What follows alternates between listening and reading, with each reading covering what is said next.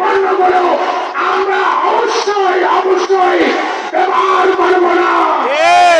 এরই মধ্যে সারা বিশ্ব থেকে ফতোয়া বের হয়েছে এই মুহূর্তে ইসরায়েলি পণ্য মুসলমানদেরকে ব্যবহার করা সম্পূর্ণ হারাম হারাম হারাম। এখানে শত শত মুফতিয়ানে কেরাম রয়েছেন। আমাদের পাশে সর্ববৃহৎ মাদ্রাসা লালবাগ জামিয়ার একই ফতোয়া, আমরা ইহুদি পণ্য কোন অবস্থাতেই ব্যবহার করবো না ইনশাআল্লাহ।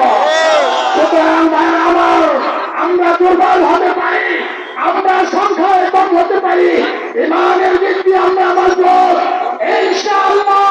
সকল ইমাম খতিবদের প্রতি আমাদের উদাত্ত আহ্বান থাকবে, প্রতি জুমাতে ইহুদি পণ্য বয়কট করার জন্য আমরা আমাদের মুসলিম ভাইদেরকে অবশ্যই অবশ্যই উদ্বুদ্ধ করবো ইনশাআল্লাহ।